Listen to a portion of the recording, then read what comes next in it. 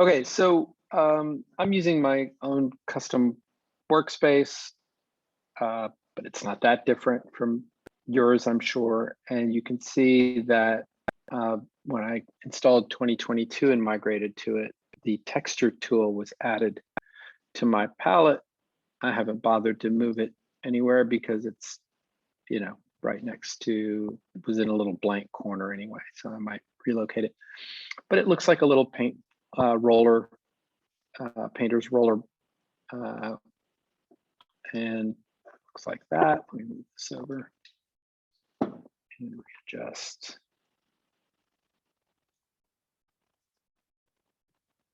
There we go. So it has a couple of different modes, and probably the best thing to do would be just to sort of demonstrate those on an object. So I'm getting some kind of a funny little artifact on my screen sharing. So I'm going to pause the screen sharing and then start it up again.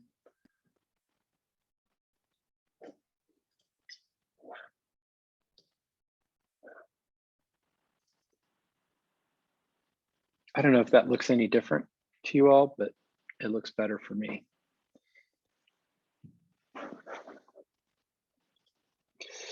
So this is an old model that I pulled out from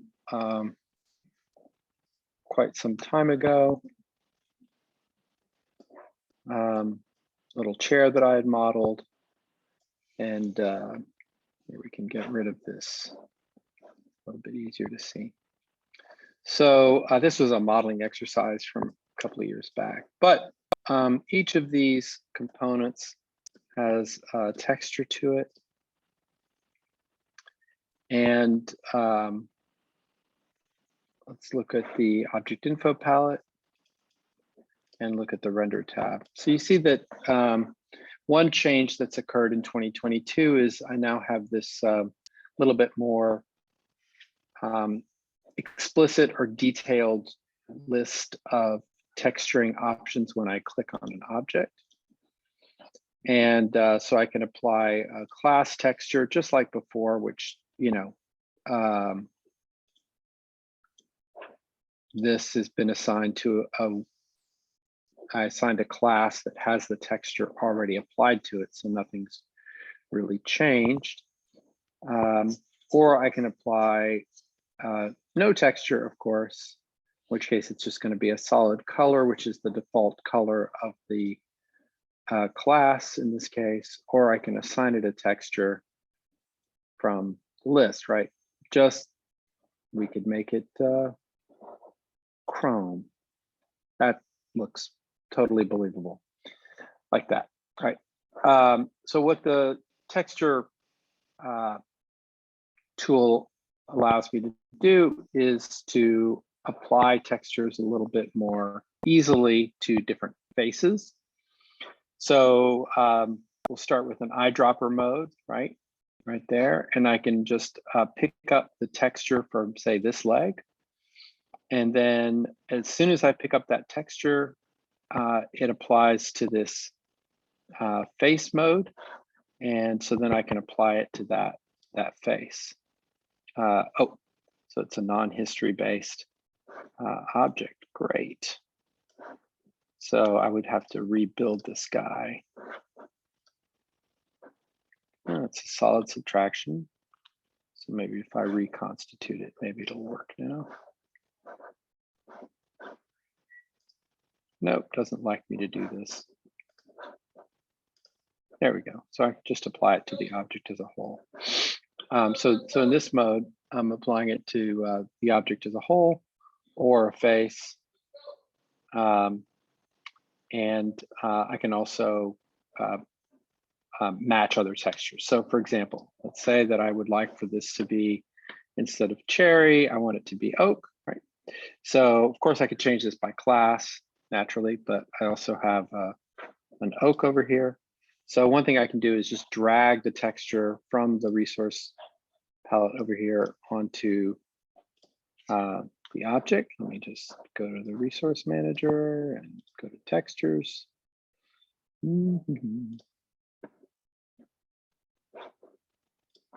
can just drag it on. Yeah. All right, so that's not particularly lovely. So I'll just go ahead and change the rotation here with the slider until it's something that I like, or I could just type in a value, 90.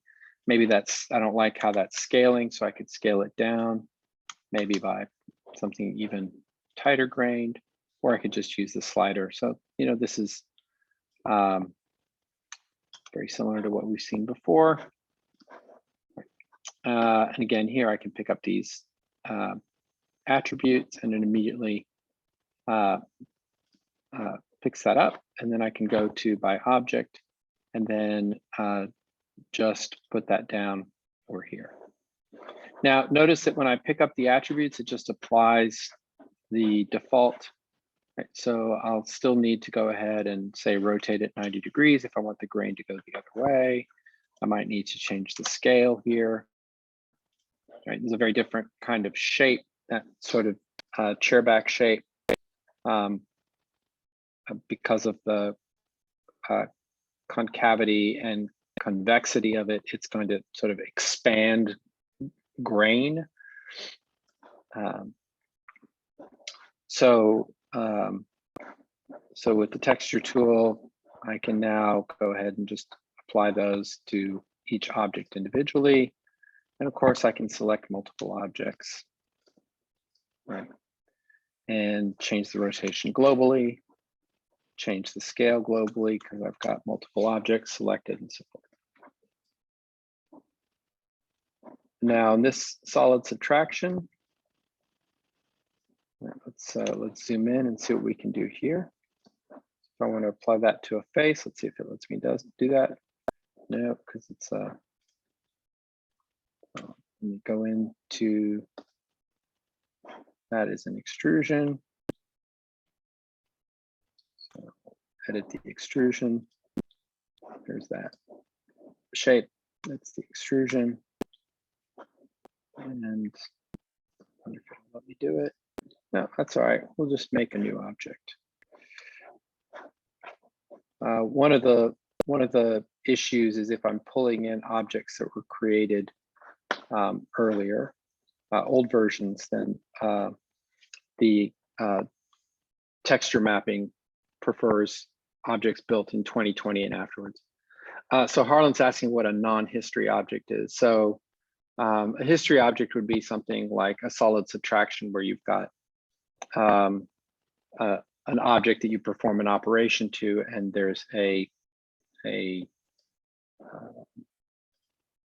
series of Boolean operations that are applied to it. Right?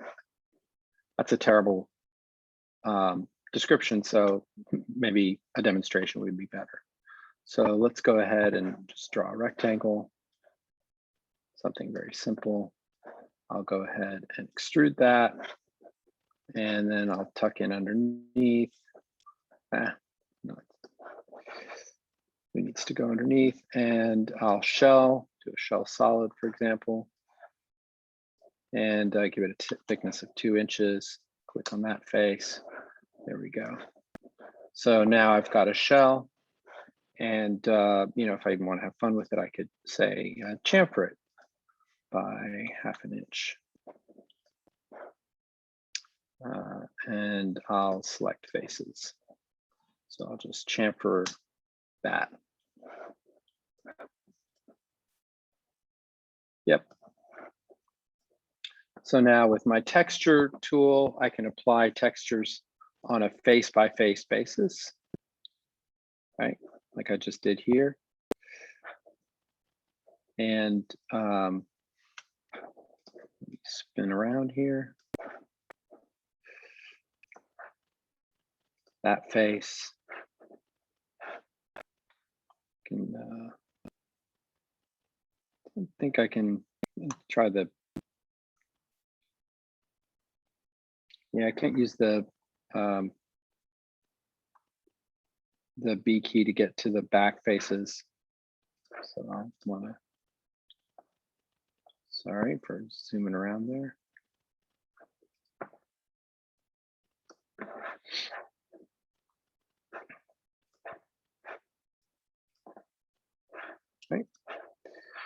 And so there's my exterior. I have no idea what this thing is, but you know, we're applying textures to it. So it's useful in that sense. And then maybe I want to apply a different texture on the inside.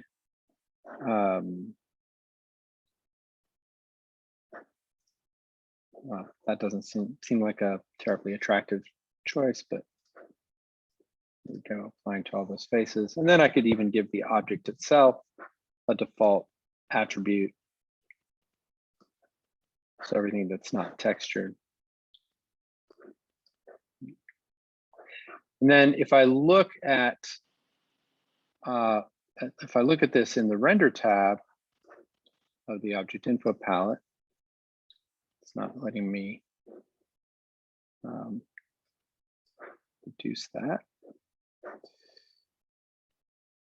So you see that I've got all of my faces are listed here. So I could select, right? Each one can have a different kind of, instead of auto align plane, you see how it's changing here. Every time I select it, it gets highlighted on the model and change auto align plane, right? And I'm holding down the shift key. So I'm selecting all of these together and globally changing them to auto align plane, changing the scale.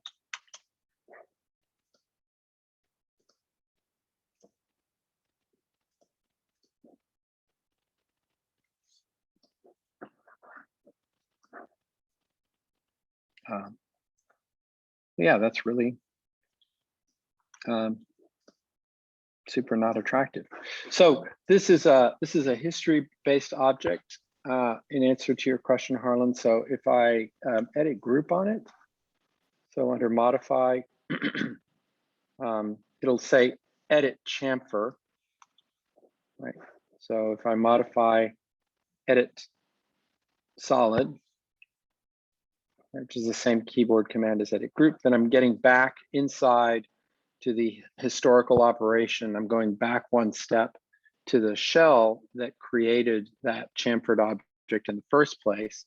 And I can burrow down further. So there it is, group, I'm inside the chamfer, right? I can go to edit solid again, and then it gets me to my extrusion, right? And maybe that extrusion is, maybe I want to make that extrusion exactly 30 inches, and I want to make the width exactly 24, and I want to make the depth exactly 30.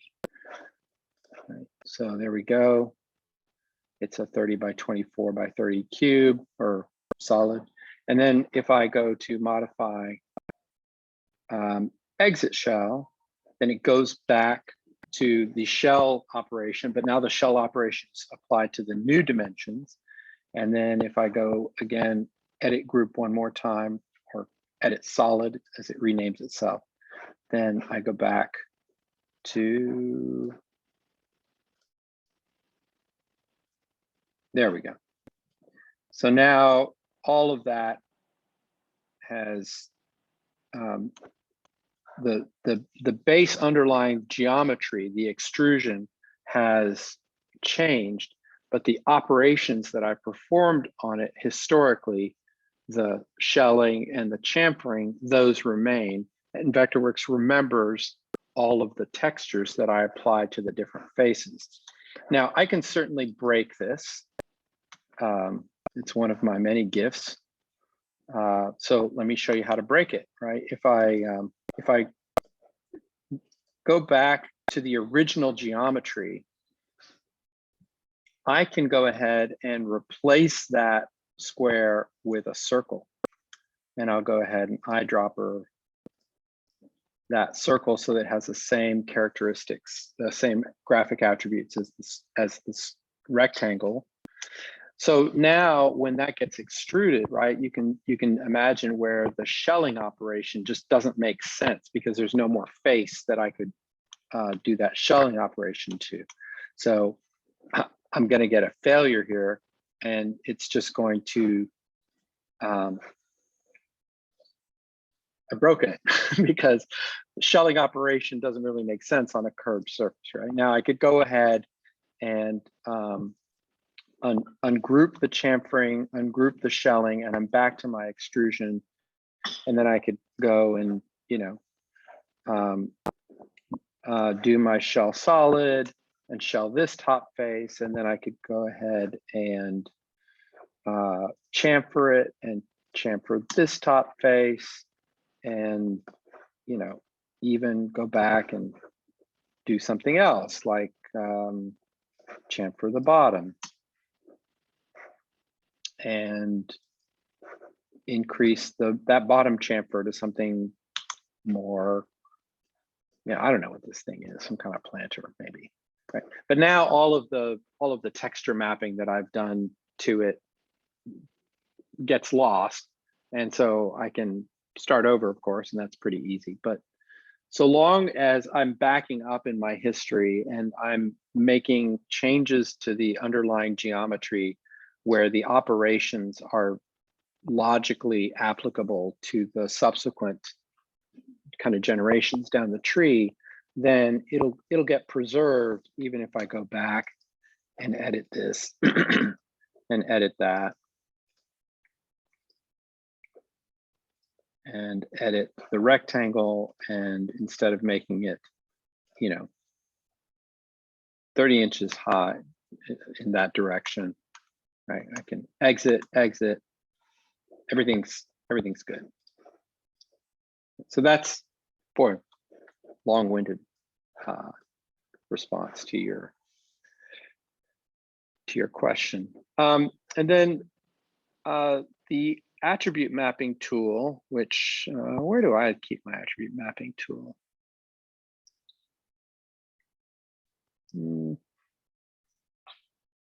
There we go. The attribute mapping tool is still applicable to these faces. Before I get into that, can I texture map the chamfer? Don wants to know. Oh yeah, absolutely. Yep, I can texture map the chamfer. That's okay.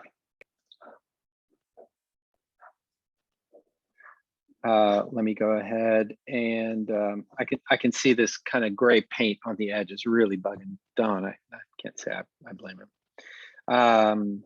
Let's do something really offensive like concrete. And you can see that I'm any individual face, right? I'm mapping individually. And now go back to the render mode, and you can see that those faces have been added, right? So I'll just go ahead and highlight them all and change the scale to 0.2, something a little more.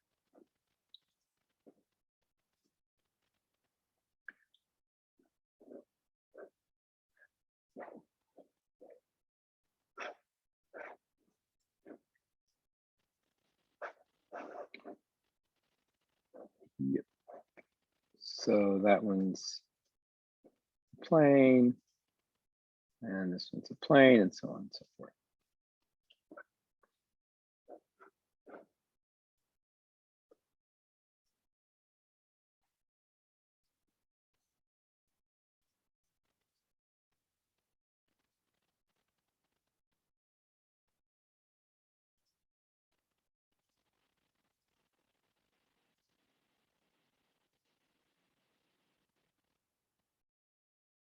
Seem to be, oh, there it is. It's way up here. I don't know why.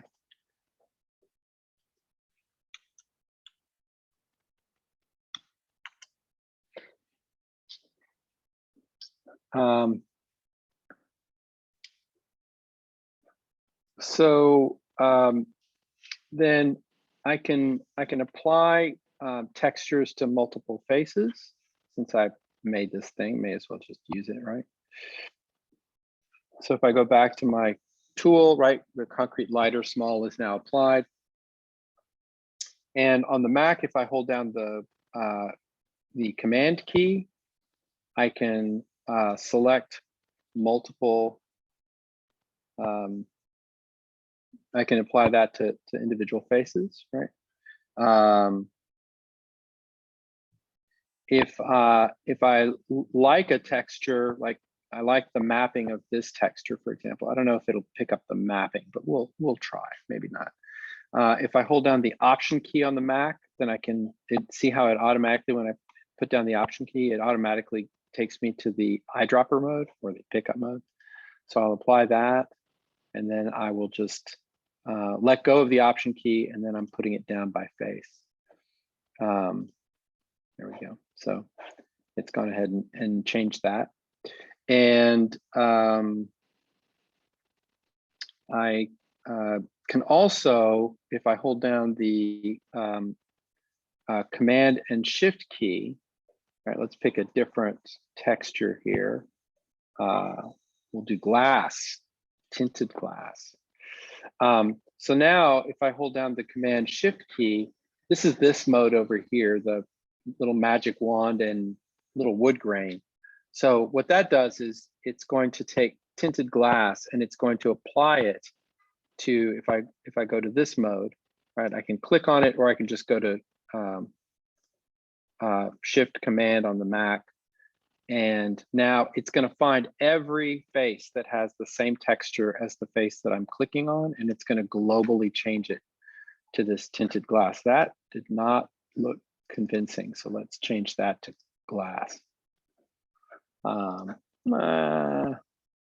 Not so much.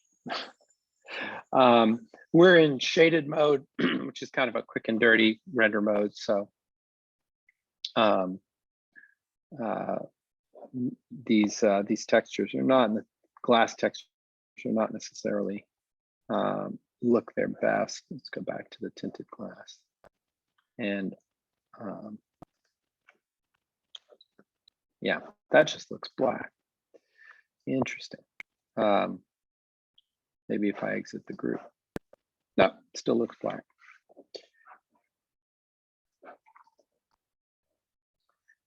And then the keyboard shortcuts for Windows, it's instead of Command Shift, it's Control Shift for replacing the materials, and then basically Control instead of Command. So if I wanted to apply, say, here we go, kind of a general translucent color or texture rather. So now everything's sort of generically translucent. Got another chat question.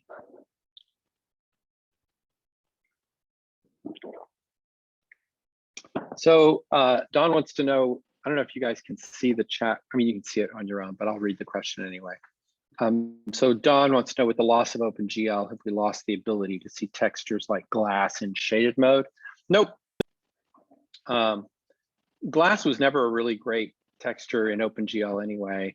I can't really tell the difference between shaded and OpenGL. They look virtually the same to me. So for those of you not in Vectorworks 2022, with Apple has suspended that they stopped developing OpenGL, my understanding is, for quite a while, and now it's just not even built into the operating system. So Vectorworks has a new render mode called Shaded, which basically takes the place of OpenGL. So under rendering here, instead of OpenGL, which you would see in this location for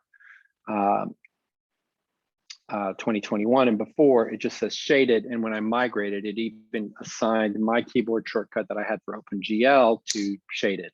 And if you look at the shaded options, they look just like the OpenGL options. So they've done a really good job of making Shaded, pretty much a substitute for OpenGL.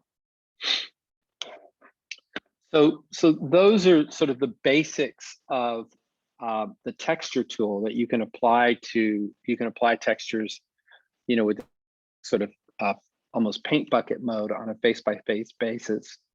And it does work nicely to have if you have Boolean objects like subtractions and shells and things like that, to have more recent ones, because the history is preserved, as I demonstrated with that sort of cube thing.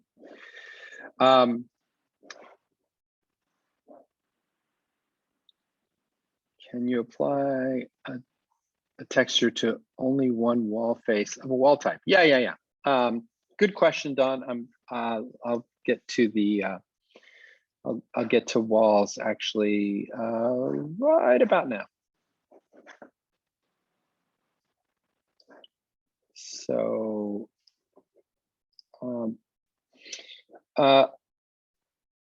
over here, let's look at this old wall that we saw back in February, I think, right? And you can see that I've got different components. If I click on that wall, if I look at the render tab, you can see that this kind of more detailed view of all of my different components that we saw earlier for the solid objects is being applied to the wall. So with the texture tool, let's see if I want to apply that to a face. That's, you know, that texture, the texture tool doesn't really work there on walls, but I can apply it, you know, this way. So I've got a lot more control on my textures. Doesn't necessarily mean that I should be making these changes, but I certainly can. And I can apply a different texture to this wall. Now this is a styled wall, so let me go ahead and unstyle it, because then I can actually make these changes. So let's do the texture and see if I can do that way. No, it's not letting me do it, but I can go ahead and apply it over here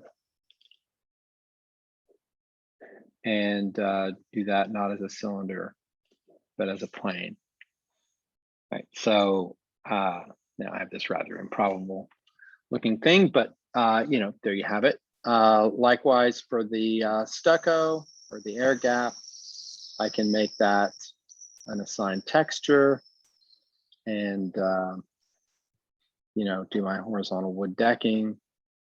Or I could go ahead and do that translucent material, right? Maybe that's very hard to see in that component, but maybe I wanted to render a wall in a particular way in order to illustrate something about the wall assembly, right? So I could certainly do that that way. So the texture tool doesn't apply to walls, but with 2022, I've got this much greater control over the in the render tab of the object info palette, so that I can do things like let's go ahead and try to apply to the base trim. We'll just go ahead and assign a texture to that, right? And I'll probably wouldn't do that as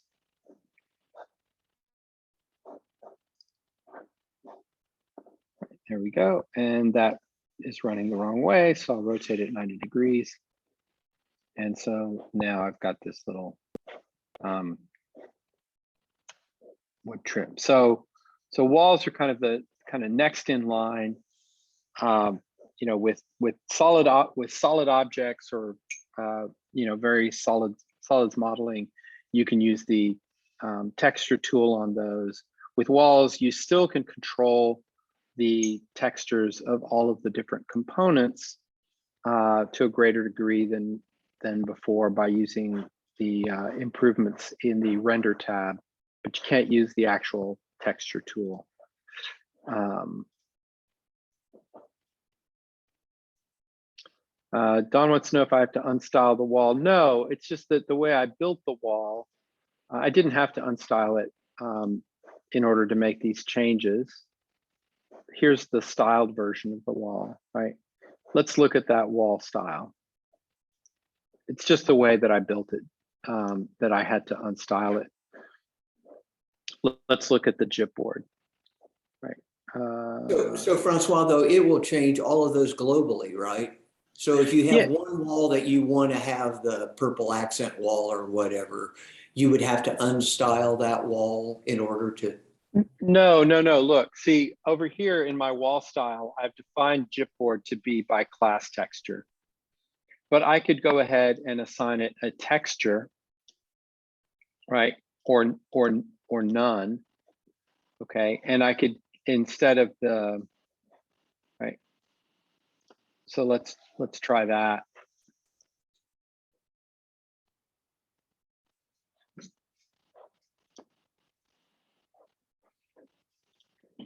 So I've changed the style to make the inner finish have no texture.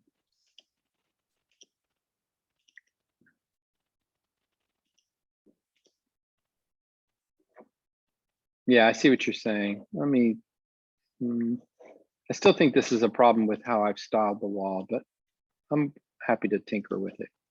Because that is an instance where it would be nice to be able to change that. So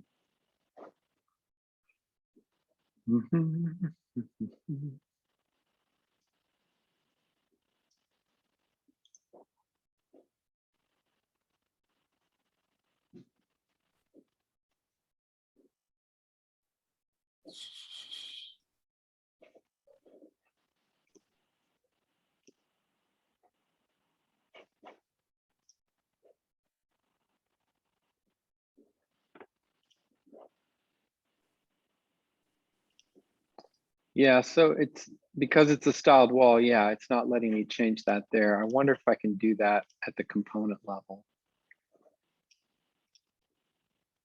No. So yeah, if I want to have an applied color to a wall, I'm going to need to do a different style for that.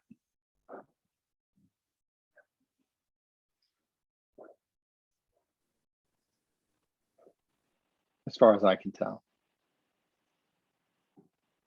Someone can correct me if I'm wrong.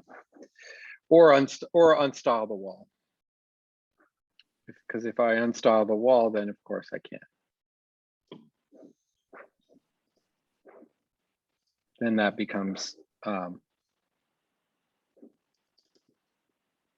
unlocked, and I can do something like that.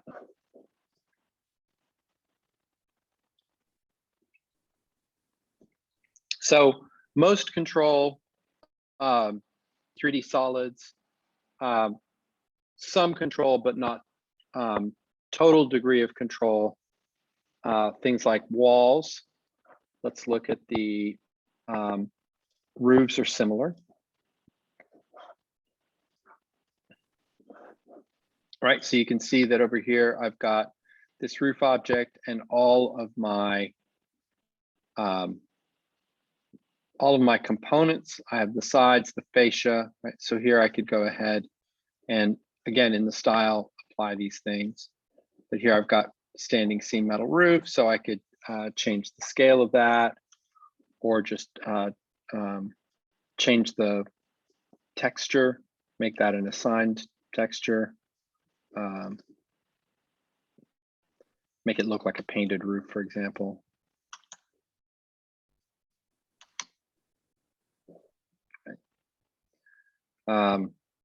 So I can do that, and then the sides, instead of by overall, I could give that a texture.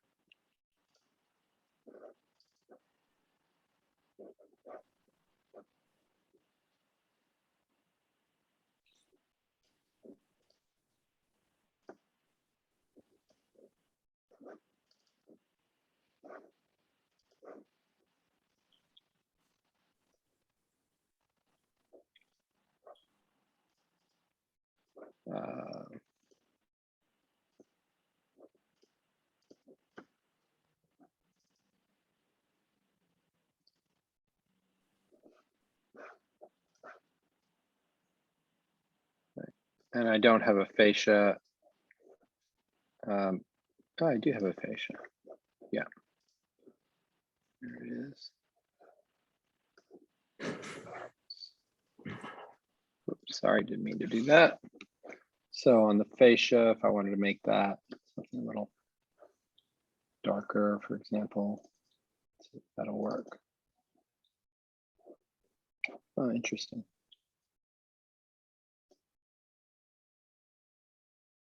So that doesn't seem to be taking for some reason.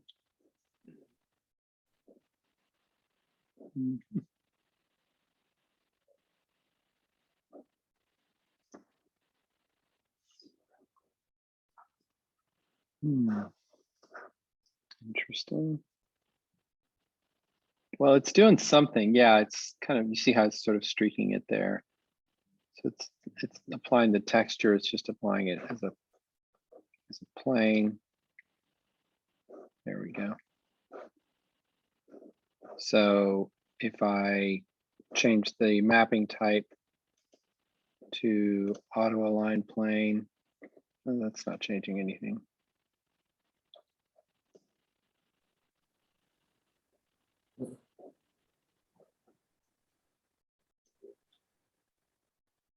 Yeah. So again, I can apply these textures to these individual components, but I'm controlling it from the render tab, where I've got a lot more control. For a while in earlier iterations of Vectorworks, I was basically just not using rendering by component.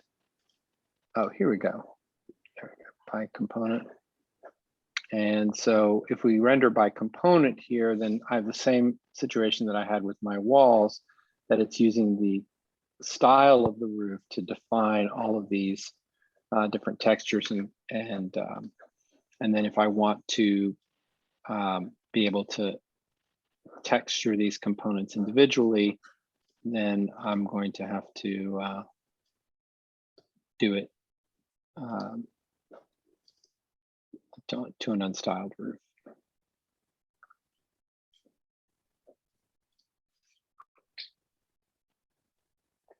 But if I just do it by object, then I'm just texturing the top of the roof, the sides of the roof, rather than the individual components. Likewise with slabs.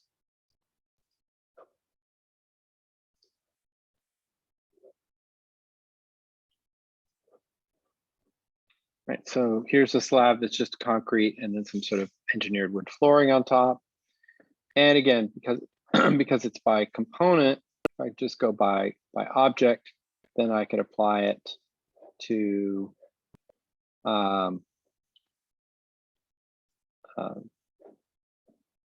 the top.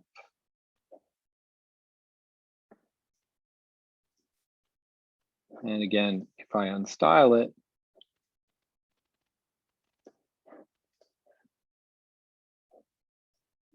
well, now I can change that to a specific texture.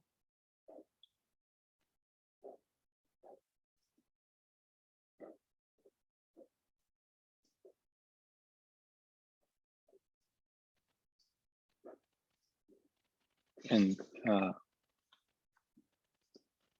so on. Looks like it got thicker because of the way the board's going. So objects like walls, slabs, roofs, a little bit less control than I have over solids. And then when I get to just full on parametric objects like doors, there, unfortunately, I can't apply the texture tool at all. Simply doesn't work. There's the door. And you can see if I look at the texture tab or the render tab for the door, I can none or texture by class, but I don't have the control over individual components like I do with, say, walls. So in order to do that, what I would need to do is go into the definition of the object itself, where you can see that under the classes tab, right, in this particular style, I've assigned various classes to individual components. I can edit the style and make those classes user definable. So the interior panels, let's see, anything that's oak here, I'll go ahead and make that editable. And so now for a specific instance of the door, in the settings, I can go ahead and change those to whatever. For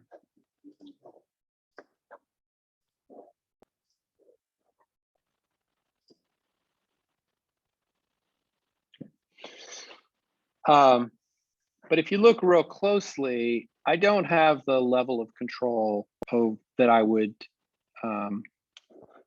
have with, say, if this were just a modeled object. Right, so the wood grain's running vertically here on the side stiles, but it's also running vertically on the kick. And, you know, if this were a real door, there would probably be a vertical line at that joint, and the grain would run the other way. Likewise, at this muntin bar, the grain would run horizontally, not vertically in all likelihood, and so on and so forth.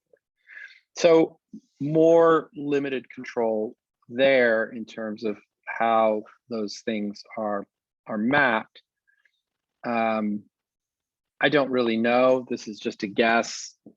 I'm guessing that, you know, with the texture mapping tool, that these things will start to get applied in future versions to with greater and greater control to different components.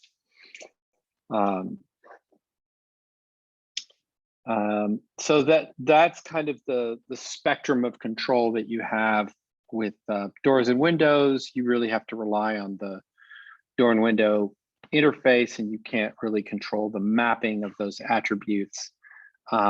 With walls, slabs, roofs, you have some control over the components, particularly if they become unstyled.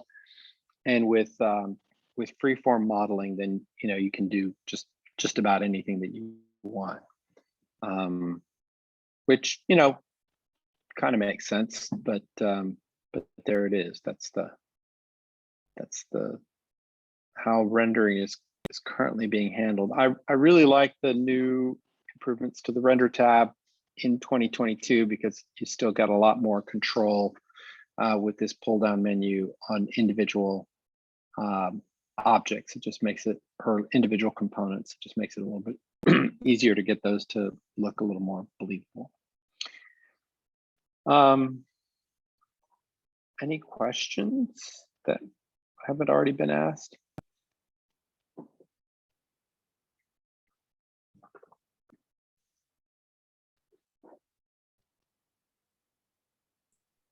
Francois? Yes, Gail. This is only sort of related, but when you were showing the roof earlier, you had some hip flashing. Was that in, or did you add that? I made that. Okay. Okay. I'm always looking for easy ways. Yeah, so there's a couple of ways that you can do that.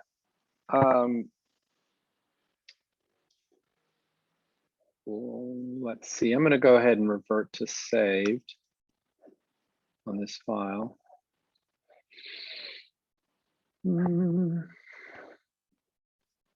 Because I didn't make any changes that, oh no, I have to redo my screen share.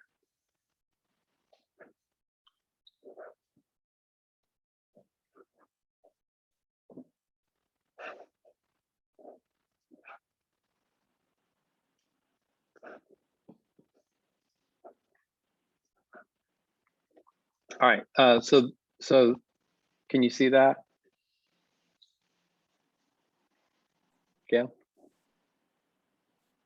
Is my screen sharing on? Yeah, okay. Gail, I think you might be muted. All right, I'll just delete these. What I did is I just drew some rectangles and changed it over to automatic plane mode. Yep.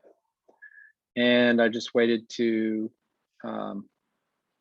hover over that so that it selected that plane.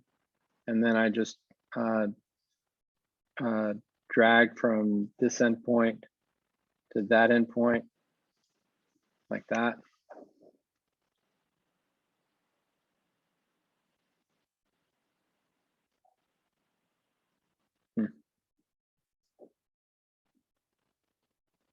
There we go, from this endpoint to that endpoint.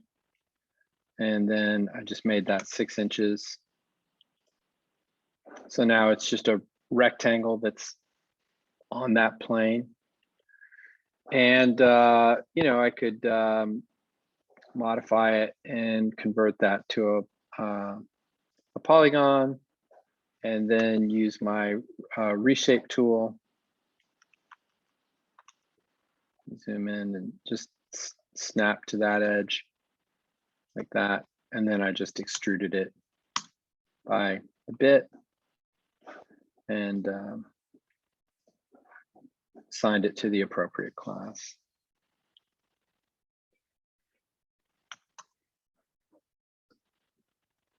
Like that.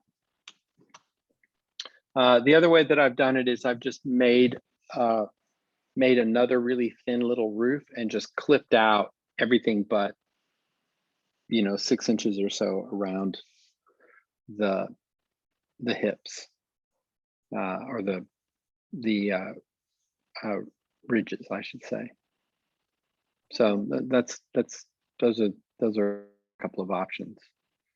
If it's a very complex roof, or just not complex, but if there's just a lot of roof faces, then it's probably better to do something like this, where I might say take that roof and duplicate it, convert it to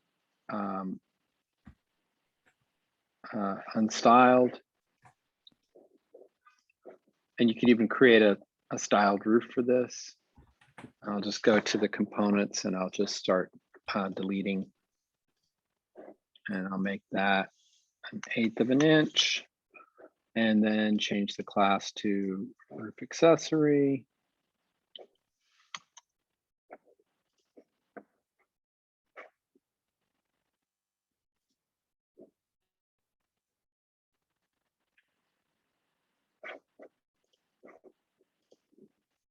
I'll just go ahead and move it up by a foot so you can see it. Or, you know, 5 feet.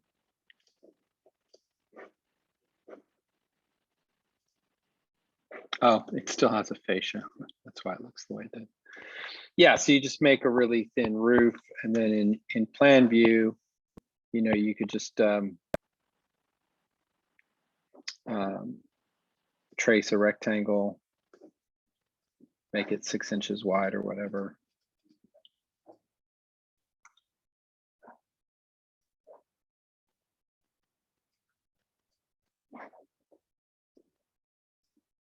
Maybe 12 inches like that.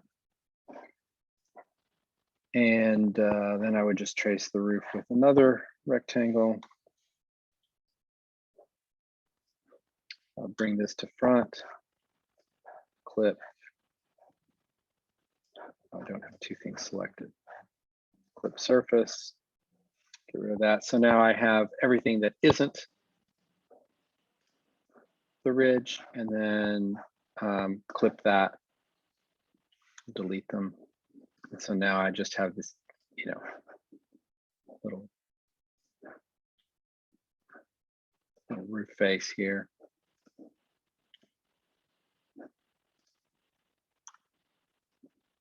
There they are. I moved them up, you know, a few feet. So you're seeing the shadow before. And then, yeah, like that. So that's another way of doing it, is just doing it as a roof or a series of thin little roof faces. Oh, another question in the chat. Where's automatic plane mode? Yeah, so that's over here. So you've got your, in 2022, screen plane is being sort of phased out. So you can preserve screen plane on your documents under document settings, document preferences,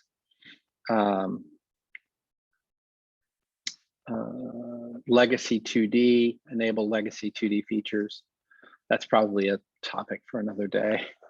But when you start drawing some geometry, then from this pull down menu, automatic becomes an option, and you can just use the backsplash key to toggle between modes. And so if you hover over any kind of geometry, it could even be, you know, this wall batter. It's going to make me a liar. Come on. Well, I guess it doesn't like the wall batter, but on the face of that wall, right, you could start toggling to that geometry, and now you're drawing onto that as the plane, and then you could do things like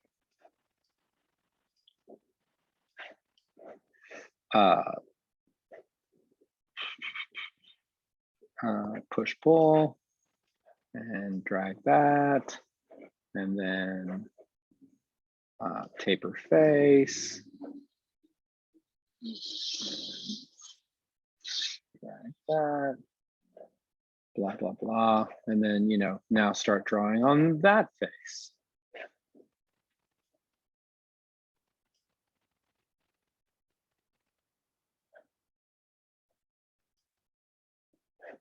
And, you know, cut a hole in it, whatever.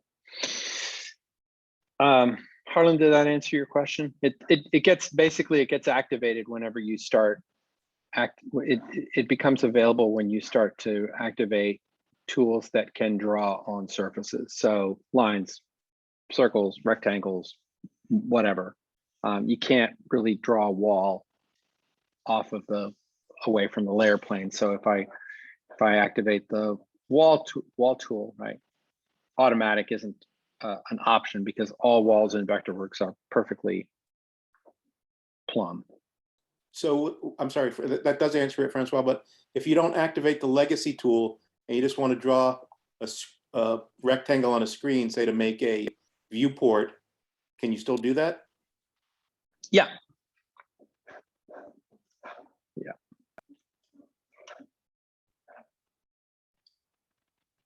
Well, I say that, maybe I'm wrong. Let me just go to layer plane. Yeah.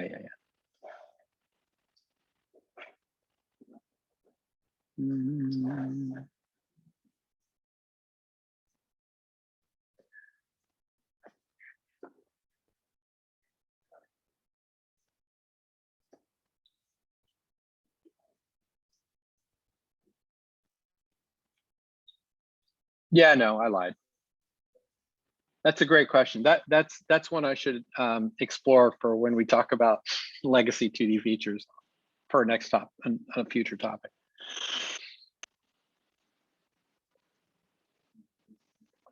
Now, in top plan view, right?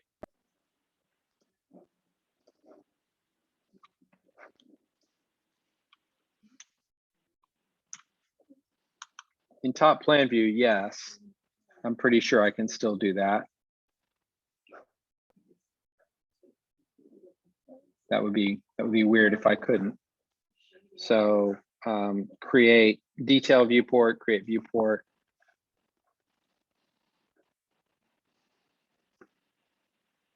See, it just automatically does it, I think.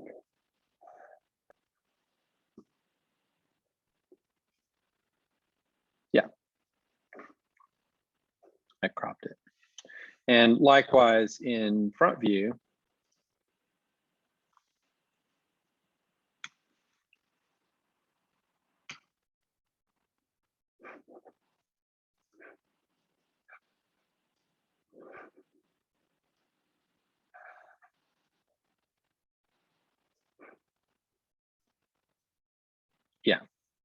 So yes, you can still do that, just not in a perspective.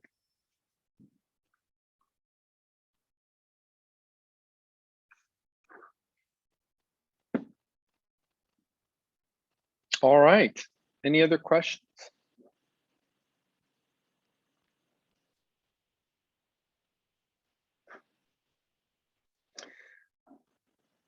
Okie dokie. Well, I'm curious, how many of you have not yet migrated to 2022? I have not. I'm always slow. I have not. Yeah, so this is definitely one of the newer features that